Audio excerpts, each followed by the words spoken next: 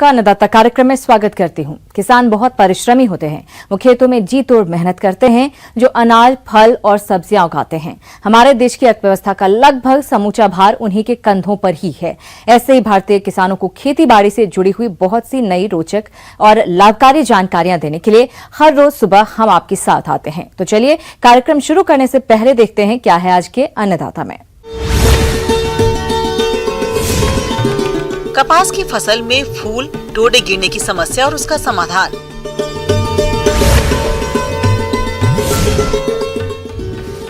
आम के बाग से हर साल फल लेने की तकनीक।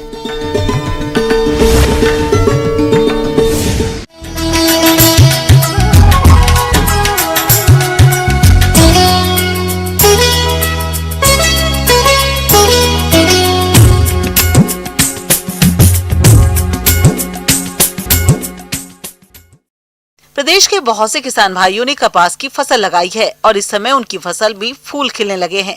यह अवस्था फसल की संवेदनशील होती है क्योंकि कपास में फूल झड़ने और डोडे गिरने की समस्या इसी समय अधिक देखी जाती है, जिसका सीधा प्रभाव आने वाले कपास के उत्पादन पर पड़ता है।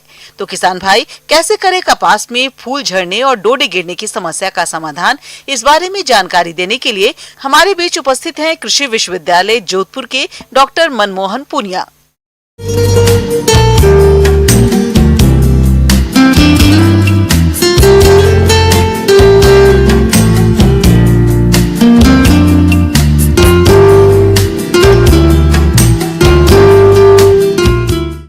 आज बात करेंगे कपास की फसल है, उसमें फूल व टिंडे हैं जिनको फल बोलते हैं, उनको जड़ने की क्या क्यों जड़ रहे हैं, उनकी समस्या क्या है और उनके निवारण के क्या उपाय हो सकते हैं।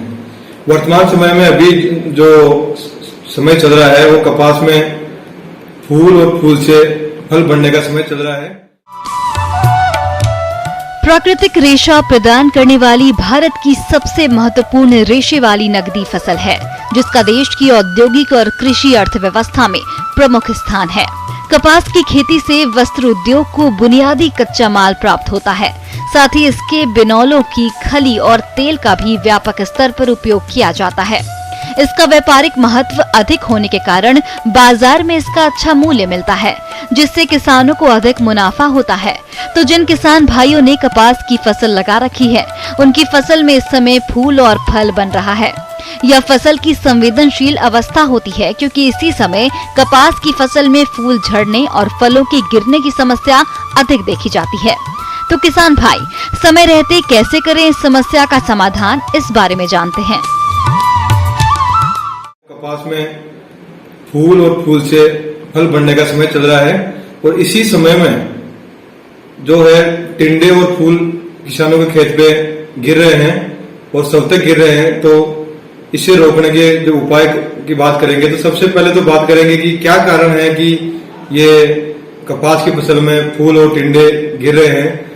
इसके मुख्य कारण है कि एक तो पूर्व दिशा से हवाओं का चलना, दूसरा कारण है मौसम में बार बार बदलाव होना, तीसरा कारण है कि इसी समय कीटों का प्रकोप भी होना, चौथा एक कारण है कि मृदा में सूक्ष्म पोषक तत्वों की कमी होना, पांचवा जो इसका मुख्य कारण यह है कि जो पोषक तत्व है वो फूल और टिंडे तक नहीं पहुंच पाते हैं क्योंकि इसी समय में सर्वाधिक उसकी बढ़वार होती है। मतलब वेजिटेटिव जो ग्रोथ है, जिसको वानस्पतिक वृद्धि बोलते हैं, वो सर्वाधिक इस समय होती है।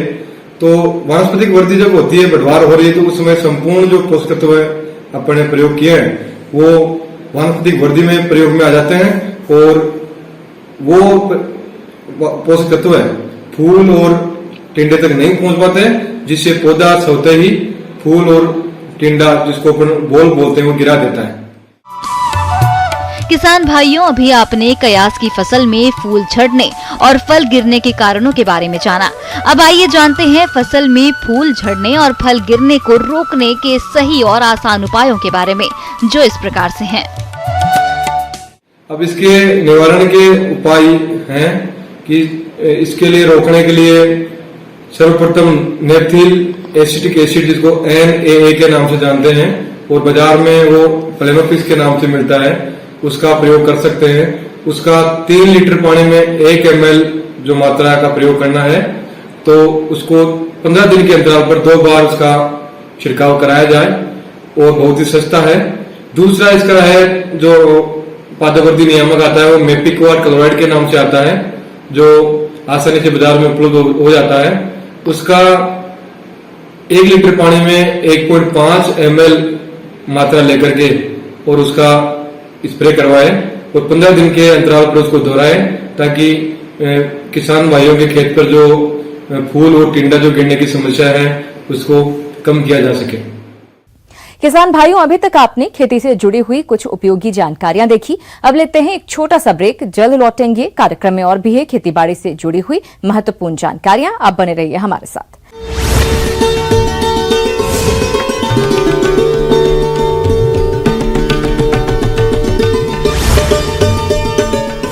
जो प्रदर्शन कांग्रेस ने किया है उसको नाटक नौटंकी बताया है। क्या नाटकीय पश्चिमी ताकतों की मदद करने वालों के घरों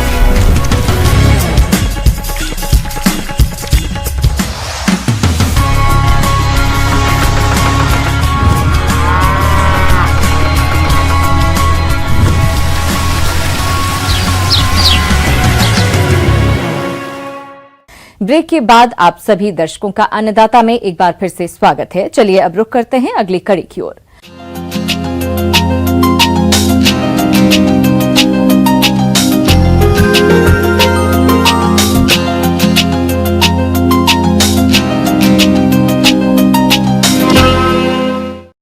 आम अपने सुगंध, स्वाद और पोषक गुणों के कारण अधिक पसंद किया जाता है।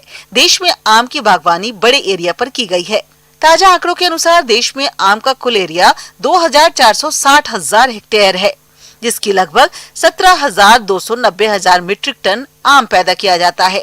उत्पादन का यह आंकड़ा और बढ़ सकता है जब हर पेड़ हर साल उत्पादन देने लगे, लेकिन इसके लिए किसानों को जागरूक होना पड़ेगा, क्योंकि अधिकतर किस्मों में हर वर्ष फलन नहीं होता है, या जिस डाली पर एक वर्ष फलन हुआ अगले वर्ष उस डाली पर फलन नहीं होता है। आम के पेड़ से हर साल फलन के लिए किसान क्या करें, जानते हैं एक विषय विशेषज्ञ से।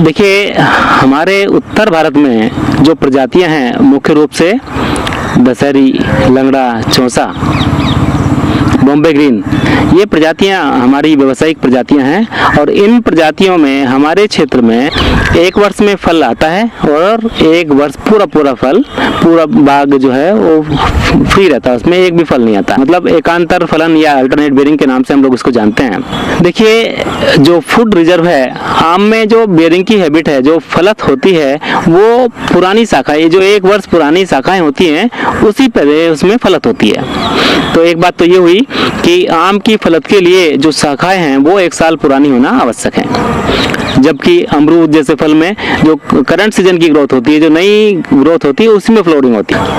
तो क्या है यहाँ पे कि जो एक साल पुरानी शाखाएं होनी चाहिए फलत के लिए, जिसमें फ्लावरिंग सूट्स बनेंगे, जिसमें आपकी फ्लावरिंग होगी। कौन कौन से फैक्टर्स हैं जो इसको प्रभावित करते हैं, उसमें एक हम लोग मानते हैं कार्बन नाइट्रोजन अनुपात। जो कार्बन नाइट्रोजन अनुपात है यदि वो सुसंगत नहीं है तो उसके कारण भी ये हमारी एकांतर फलन की समस्या आती है। होता क्या है, जब एक साल फसल आती है, जब फलत होती है, तो जितना भी कार्बोहाइड्रेट्स पौधे में रिजर्व होता है वो सारा पौधा इस्तेमाल कर लेता है और क्या होता है कि पौधों में नाइट्रोजन की जो कंटेंट है वो बढ़ जाता है, जिसके कारण पौधा उस साल फलत में ना के केवल वानस्पतिक वृद्धि करता है। तो ये कंसेप्ट है। दूसरा ये भी है कि जो ग्रोथ हार्मोन से संबंधित है, जो पादप वृद्धि नियामक होते हैं, उनका भी इसमें महत्वपूर्ण रोल है, विशेष रूप से जिब्रेलिन्स का। जिब्रेलिक एसिड एक ऐसा ग्रोथ हार्मोन है जो पौधे की जो वानस्पतिक वृद्धि है उसको बढ़ाता है। तो इसके लिए हम क्या करते हैं, विभिन्न वृद्धि नियामकों का इस्तेमाल करते हैं, जिसमें कुछ ग्रोथ रिटार्डेंट्स भी होते हैं। उसी क्रम में एक ग्रोथ रिटार्डेंट है जिसको हम लोग पैक्लोब्यूटाजोल के नाम से जानते हैं। ये एक ऐसा ग्रोथ रिटार्डेंट है। पौधे में जो जिब्रेलिक एसिड एक ग्रोथ हार्मोन है, एक प्राकृतिक ग्रोथ हार्मोन है, उसकी बनने की प्रक्रिया को ये रोक देता है, जिससे क्या होता है कि जब पादप वृद्धि रुक जाती है, जो वानस्पतिक वृद्धि रुक जाती है, तो फिर क्या होता है कि जो शाखाएं पौधे पर होती हैं उनमें वानस्पतिक वृद्धि ना होकर रिप्रोडक्टिव ग्रोथ होती है, मतलब फूल वाली स्टेज आ जाती है। भाई पौधों में दो तरह की वृद्धि पाई जाती है, एक हम लोग कहते हैं वानस्पतिक वृद्धि और दूसरी होती है रिप्रोडक्टिव ग्रोथ, जिसको हम कहते हैं, जिसमें फूल और फल बनने की प्रक्रिया शुरू होती है। और ये पौधा पहले अपनी वानस्पतिक वृद्धि करता है, उसके बाद जब एक एज आती है उसके बाद ये रिप्रोडक्टिव फेज में पौधा आता है, जब फूल और फलन की प्रक्रिया उसमें शुरू होती है। तो हम क्या करते हैं, जैसे ही फल हार्वेस्टिंग के बाद जब आपने फल की तोड़ाई कर ली, उसके बाद जुलाई अगस्त में हम लोग हल्की कटाई छटाई करते हैं पौधों की, जिससे क्या होता है कि और नई शाखाएं आपकी अगस्त और सितंबर अगस्त में निकलने आ जाती हैं। और उन जो नई शाखाएं हैं उन शाखाओं को इंड्यूस करने के लिए हम प्रूनिंग करते हैं, और उनको मैच्योर करने के लिए हम लोग इस ग्रोथ हार्मोन का इस्तेमाल करते हैं। तो क्या करते हैं, कल्टार आपने जुलाई या अगस्त के महीने में प्रूनिंग कर दी, उसके बाद सितंबर के महीने में हम लोग इस रसायन का, इस ग्रोथ रिटार्डेंट का इस्तेमाल करते हैं। अब आपने छटाई कर ली, छटाई के बाद इस समय यानी सितंबर में प्रयोग करें। ये एक वृद्धि नियामक दवा है। इसका प्रयोग पेड़ की उम्र के हिसाब से किया जाता है। जो कल्टार है, कल्टार में 25% पेक्लाबुटराजोल होता है। ये एक एक्वस सॉल्यूशन होता है, जो दूधिया रंग का होता है। ये एक आप ये माने कि 1/4 भाग कल्टार यदि हम 4 ml डालेंगे तो 1 ग्राम हम इसमें कल्टार का इस्तेमाल करेंगे। तो हमने बताया जो मात्रा है, मात्रा कल्टार की 1 ml पर कैनोपी डायामीटर, 1 ग्राम प्रति कैनोपी डायामीटर। तो 1 ग्राम हमको मिलेगा 4 ml से, तो 4 ml हम कह सकते हैं कि 4 ml प्रति कैनोपी डायामीटर। तो 4 ml जो हमारी मात्रा है पेक्लाबुटराजोल की, वो 1 मीटर कैनोपी डायामीटर के लिए एक 15-20 लीटर की एक हम बाल्टी लेते हैं, उसमें पानी भर लेते हैं, और इस घोल को जो सफ़ेद रंग का एक्वस सॉल्यूशन है उसमें हम मिलाते हैं। अच्छी तरह से हम उसको मिला देते हैं, और पौधे के कॉलर जोन में, कॉलर जोन जो होता है पौधे का जो जड़ वाला भाग है, जो मिट्टी जमीन का जो सतह है उससे एकदम टच करता हुआ जो भाग है, उसके पास जो तना है पौधे का, तने से 1 फीट की दूरी में हम एक थाला बनाते हैं छोटा सा, और उस थाले के अंदर जो हमने 15-20 लीटर के जो घोल है उसको हम डाल देते हैं। और ये काम कब करते हैं, 20 सितंबर तक हमको ये कर लेना होता है। जब हमने इसको अप्लाई कर दिया 1 महीने तक उसमें नमी बनाए रखना जरूरी होता है। अब ये माने कि आपने 20 सितंबर से लेके और 20 अक्टूबर तक उसमें हल्की सी नमी होना चाहिए, वो बहुत ज़्यादा सूखे नहीं। तो इससे क्या होता है, धीरे धीरे वो पौधे में अंदर जाएगा, पौधा उसको अब्जॉर्ब करेगा, और जो वानस्पतिक वृद्धि जो होने वाली है उसको ना होकर ये क्या करता है, फिर जिब्रेलिक, जैसे पहले बताया कि जिब्रेलिक एसिड सिंथेसिस को रोक के और पौधे में फ्लावरिंग और फ्रूटिंग को बढ़ाता है। अब कितना पानी लें वो जानते हैं। अगर 4 मिलीलीटर दवा का प्रयोग करना है तो 1 लीटर पानी लें, और 8 मिलीलीटर दवा का प्रयोग करना है तो 2 लीटर पानी लें। दवा के हिसाब से पानी की मात्रा बढ़ती है। पानी की मात्रा अधिक हो सकती है, कम नहीं। अब इसमें सावधानी क्या है, इसमें एक तो सावधानी ये है कि इस बार हमने जितनी मात्रा डाली थी, इस बार हमने डाली थी 4 ml पर कैनोपी डायमीटर। अगले वर्ष उस मात्रा को हम आधा कर देते हैं, और उसके अगले वर्ष उसका भी आधा कर देते हैं, और उसके नेक्स्ट ईयर हम उसको बिल्कुल 0 कर देते हैं। इस तरह से करने से क्या होता है कि हमारी जो मात्रा है वो हम धीरे धीरे उसको कम कर देते हैं, और फिर चौथे साल में जाकर फिर से शुरू करते हैं ये मात्रा। ओवरडोज होने के कारण पौधे पर इसका नकारात्मक प्रभाव पड़ता है, इसीलिए हम इसकी उचित मात्रा और सही समय पर डोज देते हैं, और उसको हर वर्ष हम घटाते रहते हैं। और ये प्रक्रिया हम हर वर्ष हम इसको कंटिन्यू यदि करते हैं तो हम लोग एक अच्छा उत्पादन और गुणवत्ता युक्त उत्पादन आम के बगीचों से लगातार ले सकते हैं। आगे और भी ये खेती बाड़ी से जुड़ी हुई बहुत सी रोचक जानकारियां, लेकिन यहाँ पर रुकेंगे, एक और ब्रेक के लिए जल्द हाजिर होते हैं।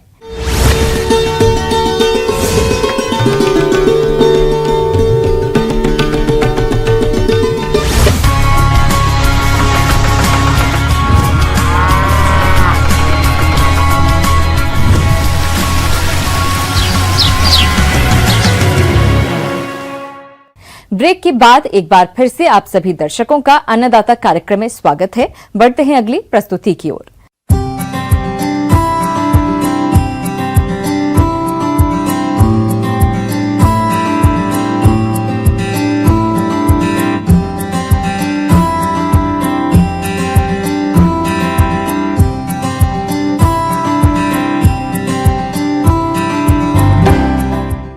कुछ फल और सब्जियां ऐसी होती हैं जिनका एक साथ अधिक उत्पादन के कारण अच्छा बाजार भाव नहीं मिल पाता है। इसलिए ऐसी फल या सब्जियों का सह उत्पाद तैयार करके इसको लंबे समय तक सुरक्षित रख सकते हैं, साथ ही अच्छा लाभ भी कमा सकते हैं। इसी के अंतर्गत आज हम टमाटर से तैयार किए जाने वाले सह उत्पादों के बारे में जानेंगे, जिस पर चर्चा कर रही हैं डॉक्टर रेणु सिंह।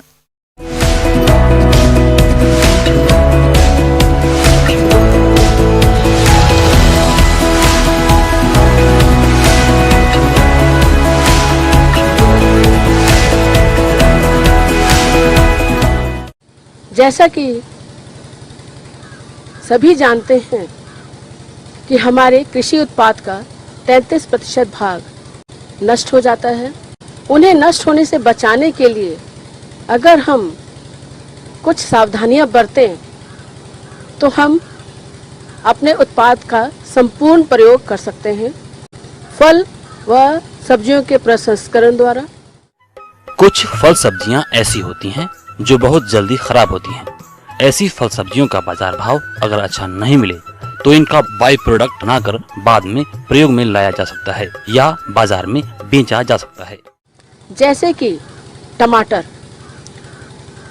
टमाटर का जब सही दाम नहीं मिलता, बहुत अधिक उत्पादन हो जाने पर तो हमें आर्थिक क्षति होने लगती है।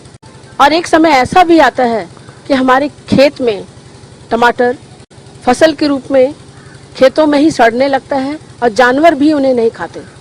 बहनों व भाइयों, हम टमाटर का संरक्षण करके इन्हें वर्ष भर सुरक्षित रख सकते हैं। जब हमारा उत्पादन बहुत अच्छा हो टमाटर का और समुचित दाम बाजार में न मिल रहा हो, उसका बाजार मूल्य काफी गिर गया हो, तब आप ध्यान दें कि आप टमाटर का पाउडर बना सकते हैं। बहुत ही सरल विधि है। आप स्वस्थ पके हुए टमाटर लें जो कि दाग रहित हों, किसी भी बीमारी से ग्रसित ना हो। इन्हें धुलकर साफ सूती कपड़े से पोंछ लें।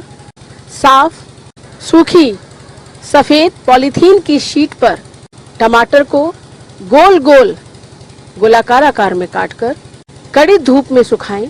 2 से 3 दिन में यह चिप्स की तरह सूखकर अलग हो जाएगी, शीट से अलग हो जाएगी। आप हाथ से इसका पाउडर बना सकते हैं, मिक्सी में भी इसका पाउडर बना सकते हैं और सूखे साफ किसी भी कांच या प्लास्टिक के जार में संग्रहित करें। बहनों, यह साल भर खराब नहीं होता। 1 किलोग्राम स्वस्थ टमाटर से 100 ग्राम पाउडर हमें मिलता है। इसका आपको बहुत अच्छा आय प्राप्त होगी। यह पाउडर हरे या ताजे या पके हुए फल की बजाय सब्जियों में अगर आप इस्तेमाल करते हैं तो ये वैसा ही स्वाद देता है जैसे पके हुए टमाटर का। टमाटर की प्यूरी भी बनाई जा सकती है। इसके लिए 1 किलोग्राम टमाटर लें, 5 ग्राम सोडियम बेंजोएट लें और 5 ग्राम चीनी। स्वस्थ पके हुए टमाटर को धुल लें, साफ कर लें। इन्हें काटकर पानी में थोड़ी देर उबालें और महीन मलमल के कपड़े से छान लें। हमें इसका रस प्राप्त हो जाएगा और इस रस को तब तक पकाएं जब तक कि ये गाढ़ा होकर 1/3 न रह जाए। इसमें 5 ग्राम चीनी मिला दें और जब यह कढ़ाई के तली को छोड़ने लगे तब इसमें आप सोडियम बेंजोएट को मिलाएं और साफ सूखे कांच के जार में इसे गरम गरम ही संग्रहित करें। यह साल भर खराब नहीं होता। यह कार्य करने के लिए बहुत तकनीकी जानकारी की जरूरत नहीं है। इस काम को बड़ी आसानी से पुरुष या महिला कोई भी कर सकता है। इस काम को अगर बड़े स्तर पर करना है तो स्वयं सहायता समूह बनाकर बाई प्रोडक्ट तैयार करें और बाजार में इसकी बिक्री करके अच्छी आमदनी लें।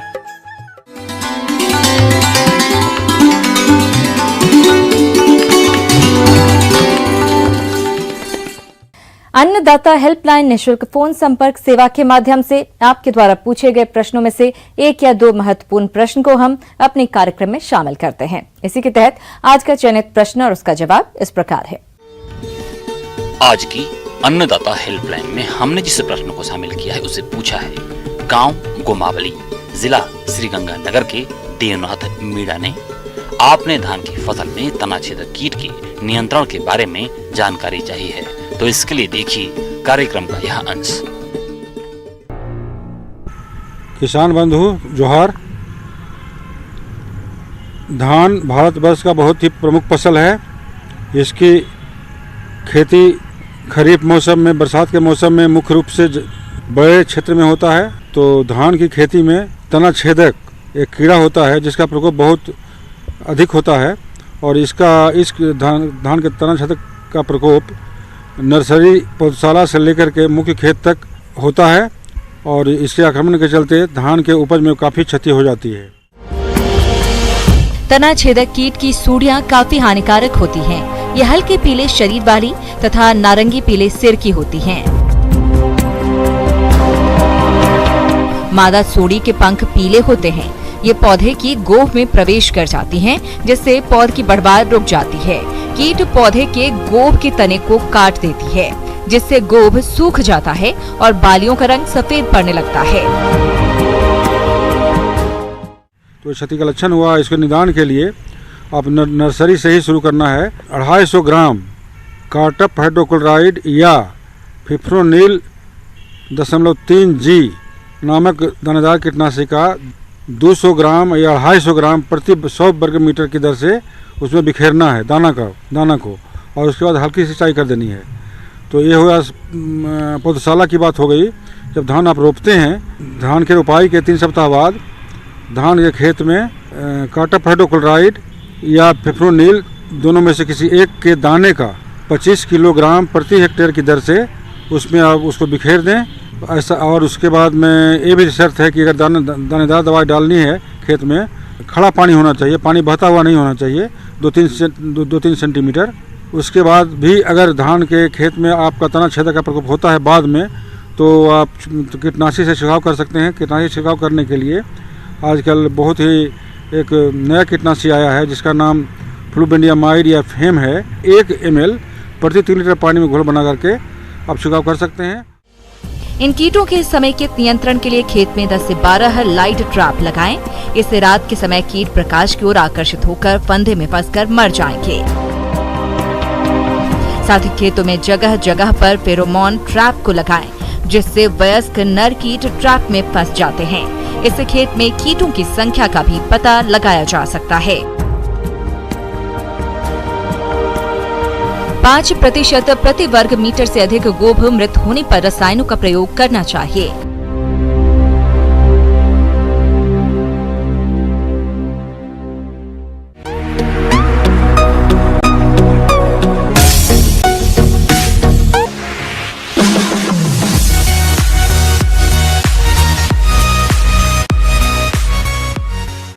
आइए अब एक नजर डालते हैं राज्य की कुछ चुनी हुई मंडियों के प्रमुख फसलों के बाजार भाव पर।